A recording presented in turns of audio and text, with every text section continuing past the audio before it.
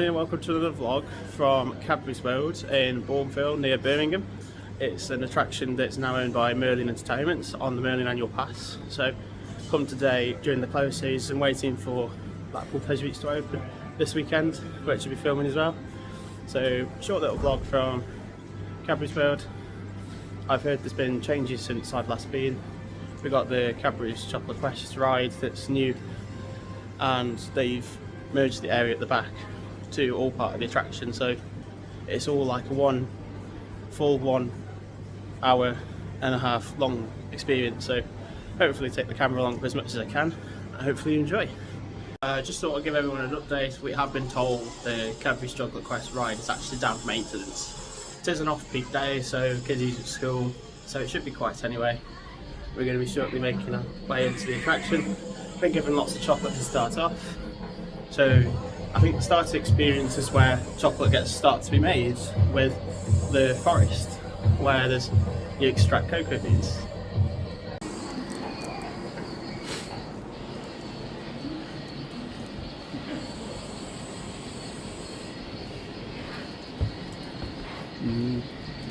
Definitely looks like a tropical rainforest. Someone's already hungry. I'm getting my sugar up. Oh, it's the best part of the tour, really.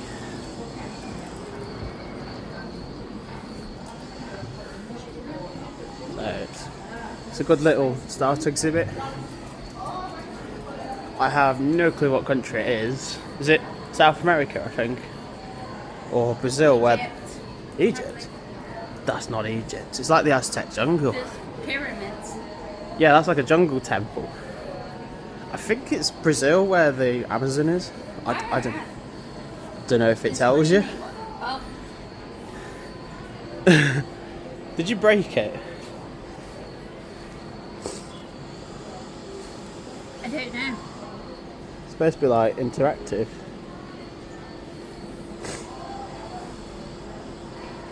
Chapel of... I can't even say that word. Someone in the comments is probably going to correct me of where cocoa beans is extracted. Look, this is what the start of the tour looks like.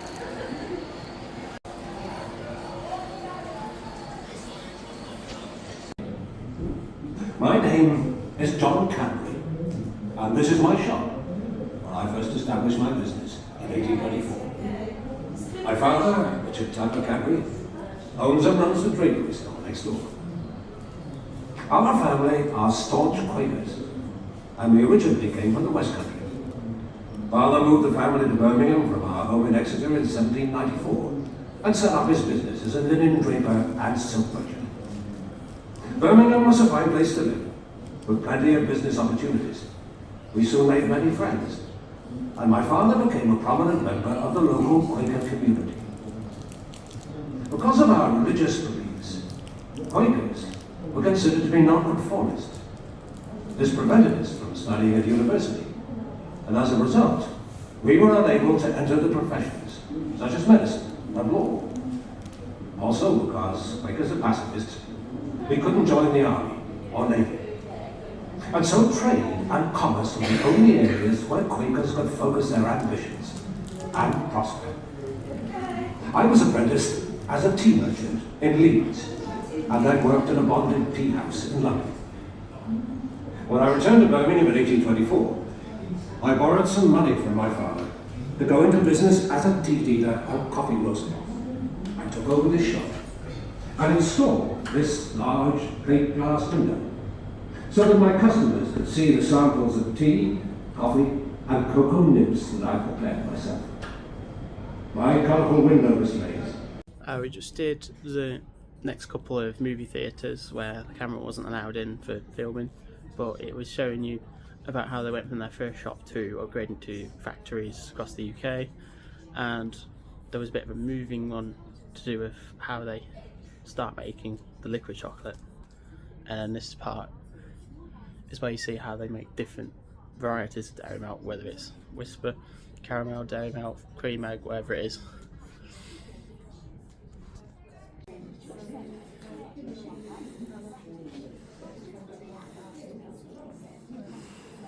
So many different variations of Cadbury. This one's chocolate buttons, I think. The tangy orange Oh. cream is one of the 10 Roses. sectors which make up Cadbury's roses. I have a lot of these at Christmas. The orange cream is made upside down, starting with the top. Thick, warm, liquid chocolate is deposited into a mould. The mould is shaken to get rid of any air, and then turned upside down to evenly coat the mould with chocolate and allow excess chocolate to run out. The chocolate shells are turned again and cooled. When set, the shells pass under a second depositor, which deposits a measured amount of filling into each shell. The shells are shaken again to level the filling and then cooled. The filled shells then pass under a third depositor, which deposits chocolate for the base of the unit. The chocolate is leveled by a large paddle to seal the center inside. The completed chocolate passes into another cooling tunnel to set the base of the shell. There'll be different ones. Cream egg. Chocolate. What's your favourite one? Cream egg? No. Wow, I've already been stuffing my face with a whisper as it is. I've already Same. had caramel.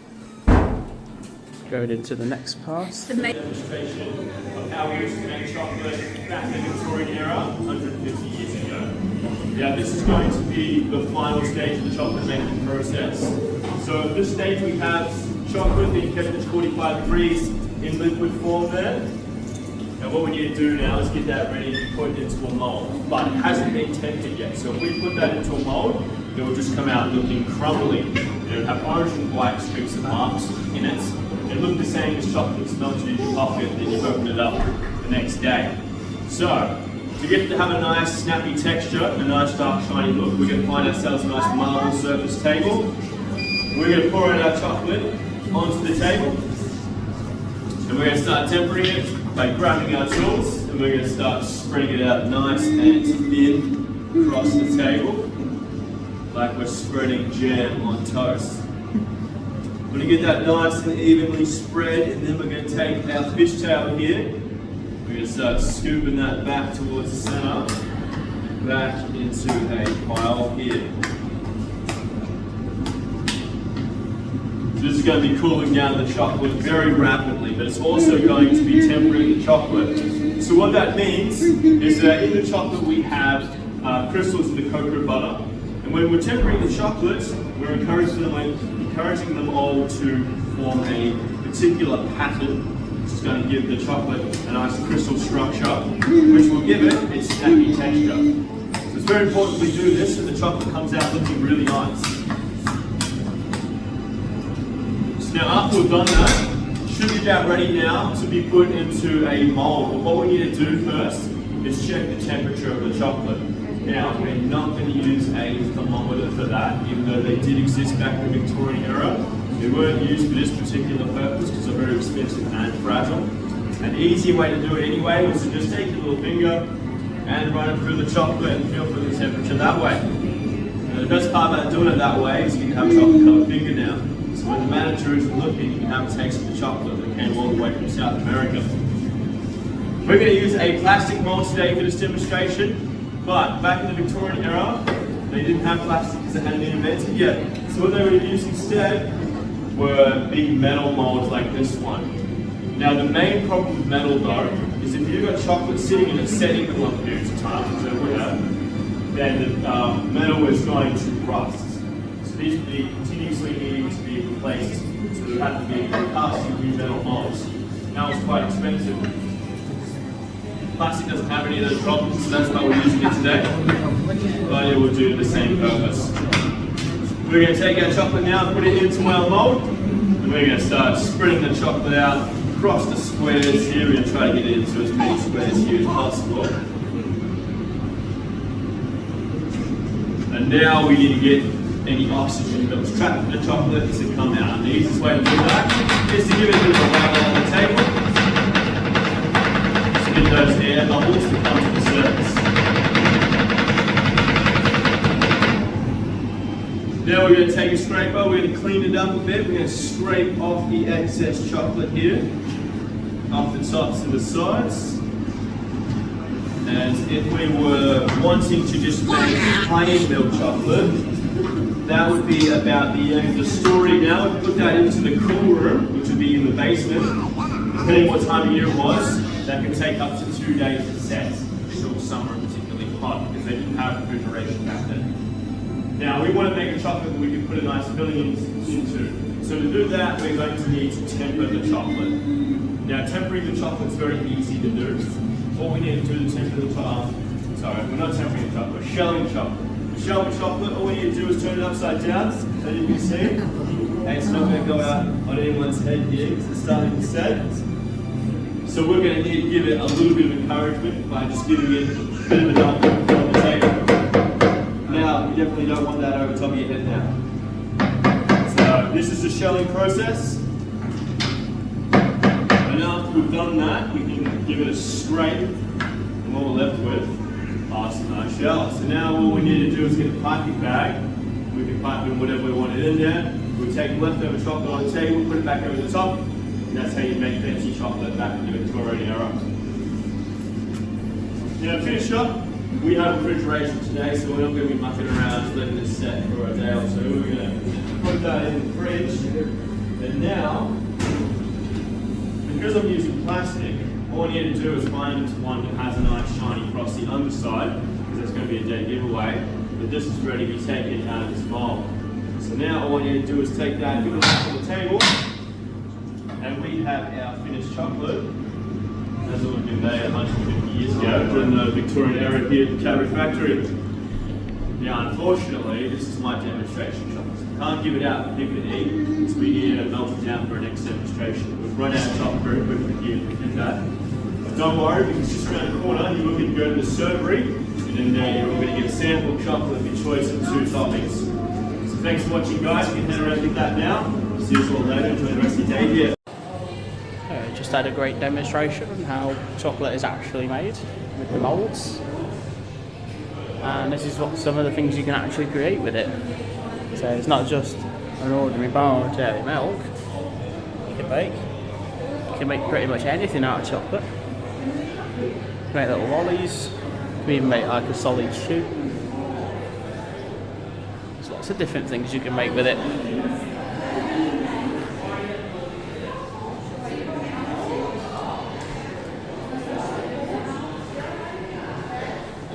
There's a little bit of look at what the factory is like, even though the way it's very sensitive to filming. But this is what some of the factory looks like, and I've heard we're going to get a little bit of a sample of chocolate with some toppings. Here's a little view out the window, what the back section used to look like. So over in that building to the right, that's where the 4D cinema is, and there's the playground. So these tents look like they're now forming some sort of roof. So the full tour is going to go into this back section. I think the Bourneville experience is downstairs, which is like a museum.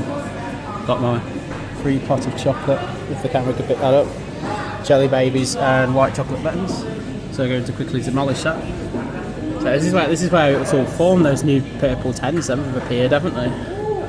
Yeah. This is the downstairs section where you get to have a go making chocolate yourself. I know you're an expert at making chocolate, aren't you? No. Well, you're the expert at eating it. Got a big chocolate mixer in there. Oh, I did very much enjoy the melted chocolate upstairs. I wish there wasn't a limitation on it. I think this is where you write in chocolate, I think. I remember doing it at a young age. Doodling. Yeah, doodling with chocolate. I'm not very good at it. I'm like rubbish as hell. I might have a go while I'm here. Here's my shocking attempt at writing my name in chocolate. My handwriting's bad enough as it is on a piece of paper, so chocolate wasn't going to be much better. I'm not better either. At least Riley has much neater cursive handwriting, where mine's just scruffy as anything. It's how I write on a piece of paper. Lots of other people have done well as well. At least it's legible. I'm not very good at handwriting as it is. This is even. Just like upstairs on the demonstration. Okay. Do you know what you do? Think so? Alright. Spread it out. Right. So, lovely little palette knife. We use that to spread out the chocolate nice and thin, just like chocolate spread on toast, okay? We don't want to get it too thin on the table, it will cool down too quickly if we get it too thin. We're just going to scoop it all back together again, applying it on top of itself using the spatula. And that's all it is really, just doing this over and over again. Obviously you don't need to do it as fast as I am, I've been here for years, very long time. 2 years, man. Hell.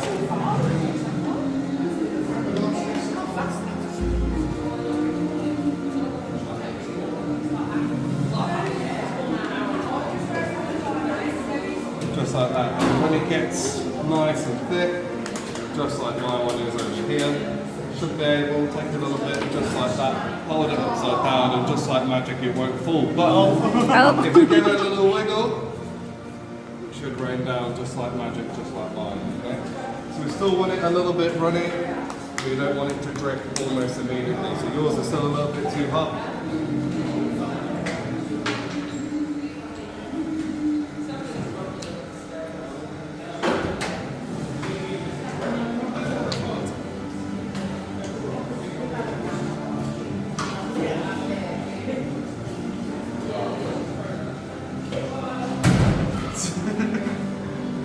You're getting there.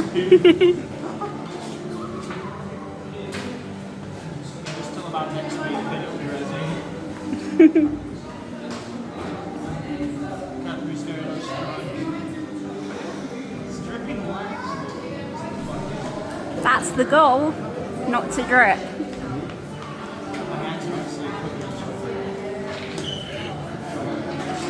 This activity is very messy, guys.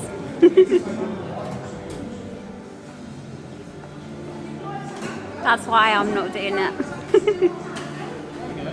Ooh, look at that.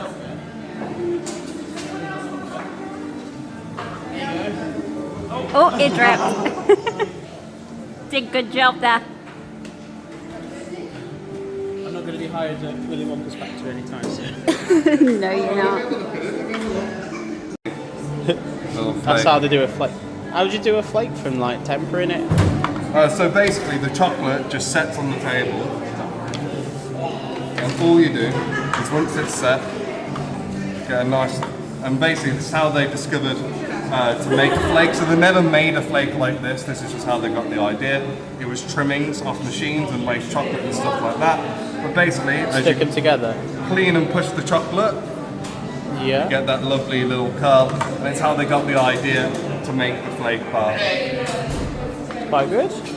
Thank you. Of course, no worries.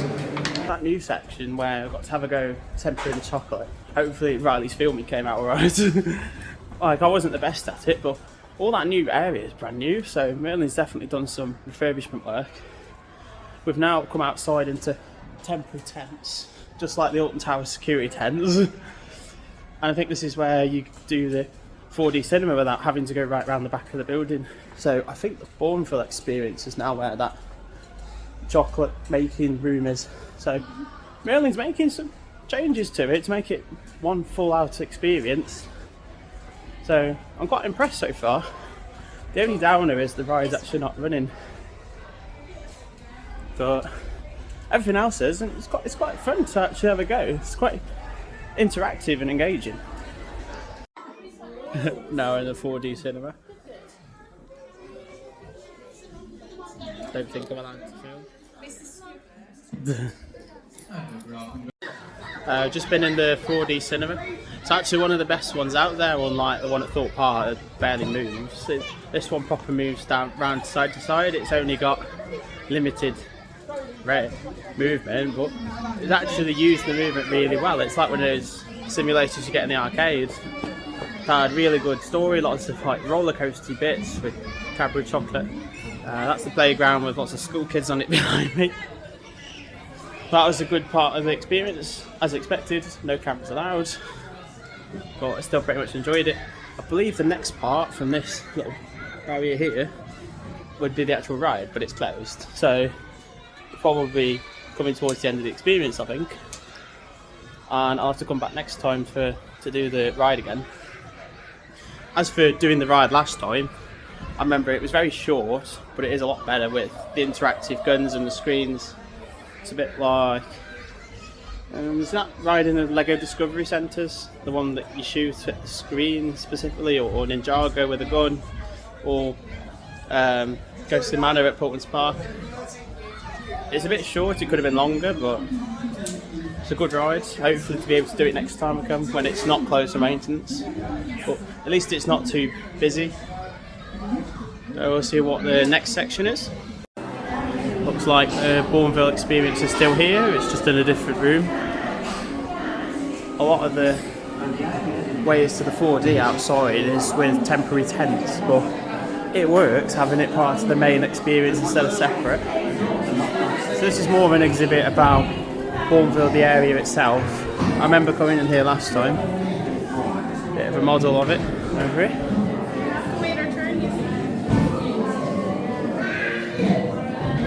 That's a bit of a model of the local area. We're fairly close to Birmingham, so if anyone wants to come and visit, we're quite close from Birmingham New Street, so you can get like a £2.50 return train ticket for about 10 minutes or so from Birmingham New Street, so it's quite an accessible Merlin attraction.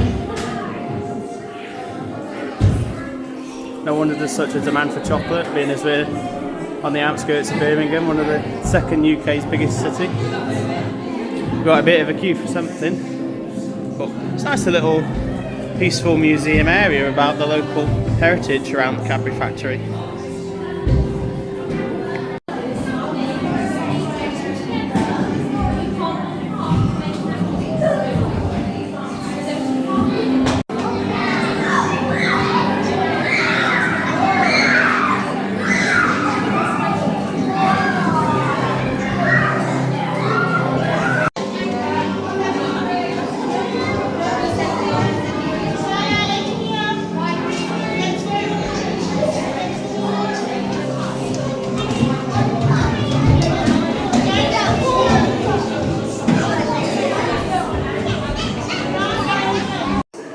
I think I found out what the queue was for.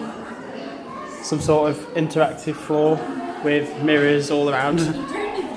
Hi. Oh, it's a dead end. I don't know exactly what you do and where we go.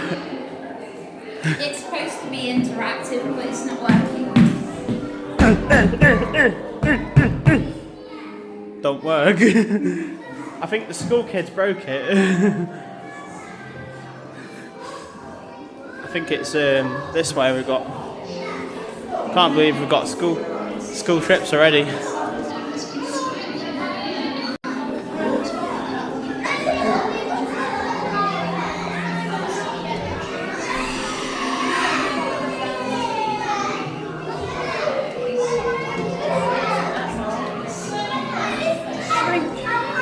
Shrinkflation is crazy. To be fair, in the supermarkets, chocolate inflation has gone sky high. Like a standard bar of dairy milk now in most supermarkets, nearly £3 now. You gotta love the world's inflation with cost of living.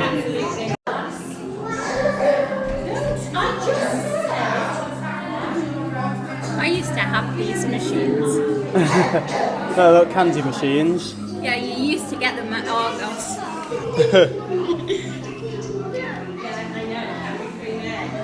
Tried when all the chocolate went.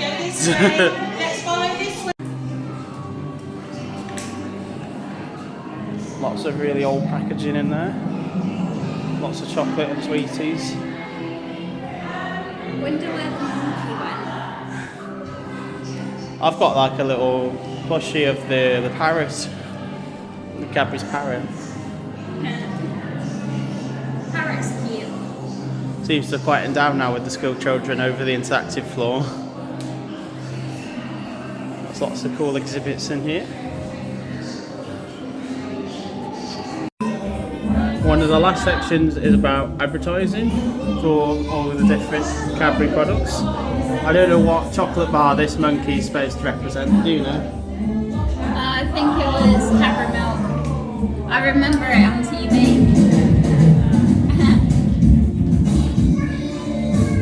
That's me on the drum set, I think. I can actually play a good drum set. It's a pretty neat sounding animatronic.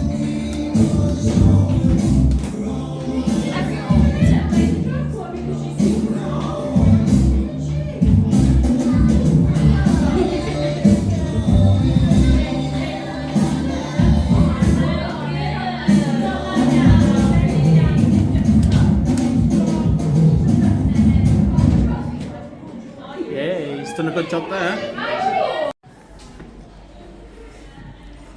Closed. Maintenance. I had to close for maintenance. So that means we have to walk right past it to the end. What's that? Anyone want a geeky operators panel view? It's a bit of behind the scenes. It's closed. Oh, I was looking forward to going on a ride. I come to a Merlin attraction expecting a ride and I don't even get one. It's Merlin in a nutshell.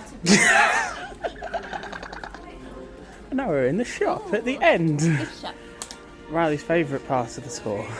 I love my yummy chocolate. Yeah, very expensive chocolate. Here's the everyone's go-to item for Mother's Day. Milk tray.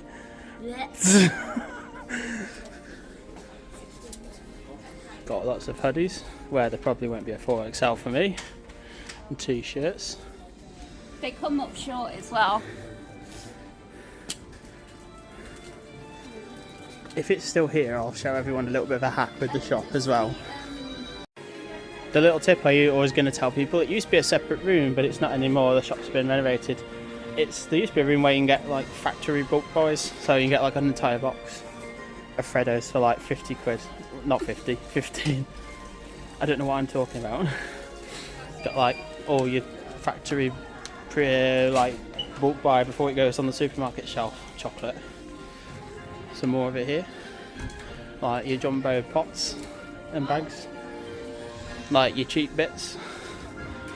Like your factory bulk buys. Expensive bits. I guess they're doing Easter eggs now. Easter's coming up. Just thought I'd let people know. 20% discount with Merlin Annual Pass works. Could do with an entire box. I've grown up with these. These are like your offcuts. They call them misshapes.